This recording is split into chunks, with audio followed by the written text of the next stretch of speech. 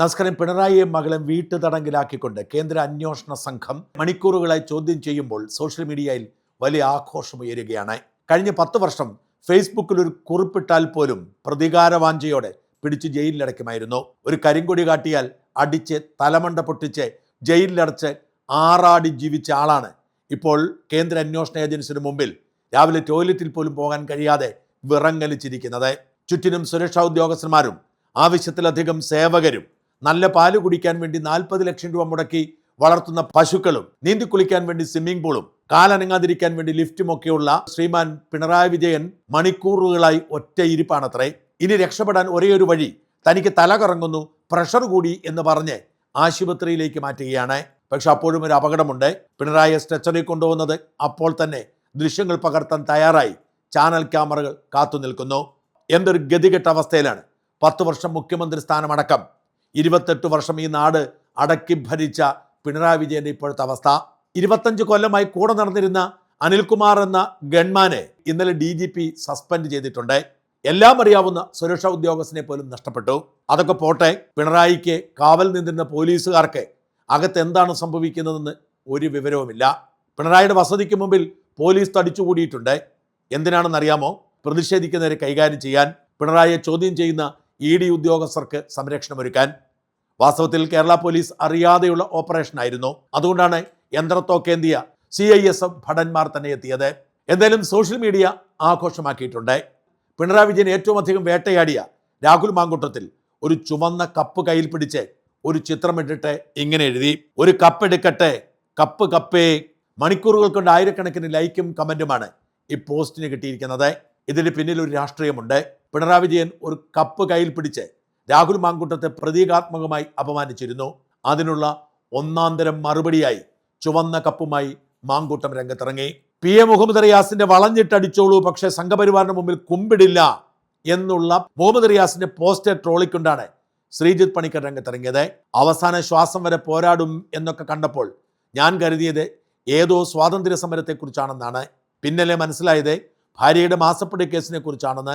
അന്വേഷണം തുടരാൻ അനുമതി കൊടുത്തത് സംഘപരിവാർ അല്ല, ഹൈക്കോടതിയാണ്. പോസ്റ്റിൽ പറയുന്ന അവസാന ശ്വാസത്തിന് മുൻപ് എന്ത് സേവനത്തിനായിരുന്നു കോടികൾ പ്രതിഫലമായി വാങ്ങിയതെന്ന് അങ്ങ് പറഞ്ഞാൽ പോരെ? അതുകൊണ്ട് തീരാവുന്ന നിസ്സാര കേസല്ലേ ഇത്? ഇതിനൊക്കെ കുമ്പിടേണ്ട കാര്യമുണ്ടോ? പിണറായിക്കെതിരെ നിരന്തരം സോഷ്യൽ മീഡിയയിൽ കുറിച്ചുകൊണ്ടിരുന്ന ജോളി എന്ന ആക്ടിവിസ്റ്റ് ഇങ്ങനെ പറയുന്നു: ഇലക്ഷൻ കഴിഞ്ഞപ്പോൾ തന്നെ കുടുംബത്തെയും കൂട്ടി നാട് വിട്ടോളാൻ ഞാൻ പറഞ്ഞതാണ്, ഓർക്കുന്നുണ്ടോ? അപ്പോൾ പ്രതിപക്ഷ നേതാവായി ജനങ്ങളുടെ ചെലവിൽ വീണ്ടും സുഖിച്ചു ജീവിക്കാനായി ഇവിടെ തന്നെ നിന്നോ? ഇനി അനുഭവിച്ചോ. ഈ കൈകൾ ശുദ്ധമാണ്, കോപ്പാണ്. പൈതൃക സ്വത്തായി ഒരു ചെത്തുകത്തി മാത്രം കിട്ടിയ താങ്കൾ കേരളത്തിലെ ഏറ്റവും വലിയ കോടീശ്വരനെ പോലെ ഇന്ന് 3 ലക്ഷം രൂപ മാസവാടകയുള്ള കൊട്ടാരത്തിൽ താമസിക്കുന്നത് കൈകൾ ശുദ്ധമായതുകൊണ്ടല്ലേ? 3 ലക്ഷം രൂപ വാടക എന്ന് പറഞ്ഞാൽ തെറ്റാണ്, 30,000 ഉള്ളൂ. എങ്കിൽ പോലും കൈകൾ ശുദ്ധമല്ല എന്നതിന് തെളിവായി ഇത് മാറുന്നു. ജോളി ഒരു കുറിപ്പ് കൂടി വിശദീകരണം ഇട്ടിട്ടുണ്ട്. 26 കോടി രൂപയുടെ അഴിമതിയുണ്ട് ഇയാൾക്ക് നേരെ എന്നാണ് അറിയാൻ കഴിഞ്ഞത്. ഇലക്ഷൻ കഴിഞ്ഞാൽ ഇയാളെ പൂട്ടുമെന്ന് വ്യക്തമായ സൂചന ഉണ്ടായിരുന്നു. അത് പലർക്കും അറിയാമായിരുന്നു. അതാണ് ഇലക്ഷൻ കഴിഞ്ഞ ദിവസത്തിൽ ഞാൻ ഇയാളോട് നാട് വിട്ടോളാൻ പറഞ്ഞ് പോസ്റ്റ് ഇട്ടത്. നിങ്ങൾ ഓർക്കുന്നുണ്ടാവും. എന്നിട്ടും ഇയാൾ ഇവിടെ തന്നെ നിന്നതാണ് എന്നെ അത്ഭുതപ്പെടുത്തിയത്. പ്രതിപക്ഷ നേതാവാകാനുള്ള ആക്രാന്തത്തിൽ നിന്നതാണ് കാലത്തിൻ്റെ കാവ്യനീതി. വാസ്തവത്തിൽ കഴിഞ്ഞ 10 വർഷം ഭരിച്ചപ്പോഴും മോദിയുമായി സാമാന്യം തരക്കേടില്ലാത്ത ബന്ധം നിലനിർത്തിയതുകൊണ്ട് ഇയാളുടെ ഓഫീസിൽ കയറാൻ ED ഒരിക്കലും കൂട്ടാക്കാത്തതുകൊണ്ട് ശിഷ്ടകാലം ഇങ്ങനെയാവുമെന്ന് കരുതി. എന്നാൽ മോദിക്കും BJPക്കും ഒരു കാര്യം പിടികിട്ടി: ഇയാളെ താങ്ങി നിൽക്കുന്നത് കൊണ്ട് ഒരു ഗുണവുമില്ല. ഇയാളുടെ അഴിമതിക്കൊപ്പം ഇയാളുടെ പാർട്ടിയും ഇല്ലാതായാൽ മാത്രമേ എന്തെങ്കിലും ഗുണമുള്ളൂ. അതുകൊണ്ട് അവർ നേരത്തെ കൊടുത്തിരുന്ന ആ ചരടങ്ങ് മുറിച്ചു കളഞ്ഞു. അല്ലെങ്കിൽ എന്നേ അമേരിക്കയ്ക്ക് മുങ്ങിയനെ. അമേരിക്കയിൽ എല്ലാ സൗകര്യങ്ങളും ഉണ്ടായിട്ടും അങ്ങോട്ട് പോവാതിരുന്നത് പോലും സമയമാവട്ടെ എന്ന് കരുതിയാണ്. പക്ഷേ ED സമയം കൊടുത്തില്ല. സാമൂഹ്യ പ്രവർത്തകനായ ജോമൻ പുത്തമ്പരക്കൽ ചോദിക്കുന്നു: മടിയിൽ കനമില്ലാത്തവനെ വഴിയിൽ കാണുന്നവനെ പേടിക്കണ്ട എന്നല്ലേ പിണറായിയുടെ പ്രഖ്യാപിത നയം? പിന്നെ എന്തിന് പേടിക്കണം? പക്ഷെ ഇപ്പൊ പേടിച്ചു പോയി. അതെന്തുകൊണ്ടാ? PC ജോർജ് ഇങ്ങനെ എഴുതി: ഒരു കർണത്തടിക്കുന്നതിന് മറുകർണം കൂടി കാട്ടിക്കൊടുക്കണം എന്ന് പഠിപ്പിക്കുന്ന പുതിയ നിയമത്തെക്കാൾ എനിക്കിഷ്ടം കണ്ണിന് പകരം കണ്ണ്, പല്ലിന് പകരം പല്ല് എന്ന് പഠിപ്പിക്കുന്ന പഴയ നിയമമാണ്. വിജയനും കുടുംബത്തിനും ആശംസകൾ. ജാവേദ് പർവേഷ് ഈദ് മുബാറക്, ED മുബാറക്. പൂമര പരിഭാഷ പെരുന്നാളും വെള്ളിയാഴ്ചയും ഒന്നിച്ച്. ഇങ്ങനെയാണ് ഇതിനെ ട്രോളിയത്. ബൈജുസ്വാമി ഒരു കഥ പറഞ്ഞാണ് ഇന്ന് രംഗത്ത് വന്നത്. പഴയകാലത്ത് എൻ്റെ നാട്ടിൽ വക്കൻ എന്നൊരു ഗുണ്ടയുണ്ടായിരുന്നു.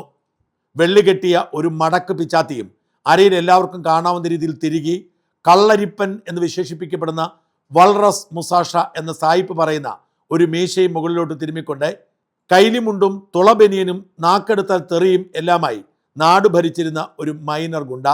തകര സിനിമയിലെ മൂപ്പനെ പോലെ ഇദ്ദേഹത്തിന് പശുവിനെ ചവിട്ടിക്കുന്ന തൊഴിലായിരുന്നു. ഓഫ് സീസണിന് തേങ്ങ വാങ്ങിച്ച് ആലപ്പുഴയിൽ വള്ളത്തിൽ കൊണ്ട് വിൽക്കുന്ന പണി.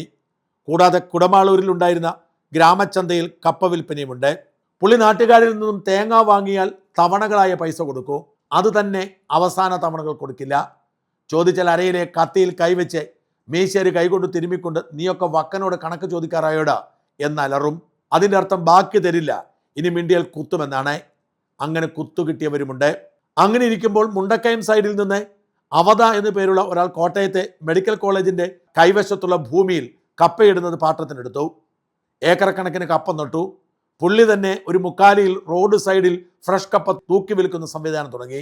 എന്നും കുറെ കപ്പ പറിക്കും. പുള്ളിയും ഭാര്യയും നാട്ടുകാർ പൊട്ടനെന്ന് വിളിച്ചിരുന്ന ഒരാളും ചേർന്ന് കപ്പ അരിഞ്ഞ് വാട്ടി വെയിലിട്ടുണക്കി ചാക്കിലാക്കി ഡെസ്പാച്ച് ചെയ്യും. ഇതെല്ലാം സ്വന്തം ബിസിനസ്സിനെ ബാധിക്കുക മാത്രമല്ല, തൻ്റെ ഗുണ്ടാ സാമ്രാജ്യത്തിൽ വേറൊരാൾ വരുന്നത് സോവറിനിറ്റി, ടെറിട്ടോറിയൽ ഇൻറ്റഗ്രിറ്റിയെ ബാധിക്കുന്ന പരമാധികാരം ചോദ്യം ചെയ്യലേക്കാണെന്ന വക്കൻ ഒരു ദിവസം അവധയുടെ ഫാം ഹൗസിൽ ചെന്ന് മുക്കാലിയും ത്രാസും എടുത്ത് ഒരൊറ്റ ഏറ് കൊടുത്തു. അത് കണ്ടുനിന്ന അവധ പൊട്ടനോട് എന്തോ പറഞ്ഞു. പൊട്ടൻ തൂക്കം നോക്കാൻ ത്രാസിൽ വയ്ക്കുന്ന കണ്ടിക്കൽ എന്ന് വിളിക്കുന്ന കമ്പി കെട്ടിയ ഉരുണ്ട കല്ലെടുത്ത് വക്കൻ്റെ തല നോക്കി ഒരൊറ്റ വീശെ. വക്കൻ തലയിൽ കൊള്ളാതെ ഇരിക്കാൻ കൈ കൊണ്ട് തടുക്കാൻ നോക്കി. കൈ ഒടിഞ്ഞു. മെഡിക്കൽ കോളേജ് അടുത്തായതുകൊണ്ട് കൈ പ്ലാസ്റ്റർ ഇട്ട് കിട്ടി. അതിനുശേഷം വക്കൻ ഗുണ്ടായിസം നിർത്തിയതുപോലെ മിണ്ടാതെ നടക്കും. വക്കൻ്റെ ഭൂതഗണങ്ങൾ വക്കൻ്റെ കൈ ശരിയായിക്കോട്ടെ, അവധയെയും പൊട്ടനെയും പെട്ടിയിലെ മുണ്ടക്കയത്ത് കൊണ്ടുപോകൂ എന്നൊക്കെ ഷാപ്പിൽ ഗോഗുവാവിളി തുടർന്നു. ഈ സംഭവമെല്ലാം വിപ്ലവം കൊച്ചിൻ്റെ ബാർബർ ഷോപ്പിലും ചർച്ചയായി. കോൺഗ്രസ്സുകാരനായ അവധ കേരള കോൺഗ്രസ്സിനായ വക്കനെ ഇങ്ങനെയൊക്കെ ചെയ്താൽ പാർട്ടിക്ക് ഇടപെടേണ്ടി വരുമെന്ന് വിപ്ലവം കൊച്ചിൻ്റെ നിലപാട്. അക്കാലത്ത് കോഴമാണി CPM-ൻ്റെ കൂടെയായിരുന്നു. പക്ഷെ പാർട്ടി ഇടപെട്ടില്ല. വക്കന് കിട്ടിയത് കിട്ടി, കണക്കാക്കിപ്പോയി എന്നാണ് ഇത്തരം കാര്യങ്ങൾ നാട്ടിലെ വിർച്വൽ കോടതി വിധി. പക്ഷെ വക്കൻ്റെ വീഴ്ച ഏറ്റവും നന്നായി വിലയിരുത്തിയത് ഇറക്കത്തിൽ ഏലിയാമ്മ ചേർത്തിയാണ്. അവർ സൈദ്ധാന്തിക ലെവലിൽ ഒരു ഡയലോഗ് പറഞ്ഞു. ഏതു ഗുണ്ടയും വീണുപോയാൽ അതോടെ തീരും. അവർക്ക് തന്നെ പിന്നെ അത് ബോധ്യമാകും. വിരട്ടിലൊന്നും ഫലിക്കില്ല എന്നും മിണ്ടിയാൽ ബാക്കിയുള്ളവരും കൂടി അടിക്കുമെന്ന് മനസ്സിലാക്കി മിണ്ടാതെ ശിഷ്ടകാലം കർത്താവിൽ രക്ഷ പ്രാപിക്കും. വക്കൻ അവസാനം സുവിശേഷകനായി എന്നാണ് സത്യം. വക്കൻ മോഡലിൽ കേരളത്തെ വിറപ്പിച്ച ഒരാൾ സുവിശേഷകനാകുമോ എന്നാണ് ഞാൻ ഉറ്റുനോക്കുന്നത്. കേരളത്തെ വിറപ്പിച്ച വക്കൻ രണ്ടാമൻ ആരെന്ന് പറയുന്നവർക്ക് 1 കിലോ കപ്പ സമ്മാനം.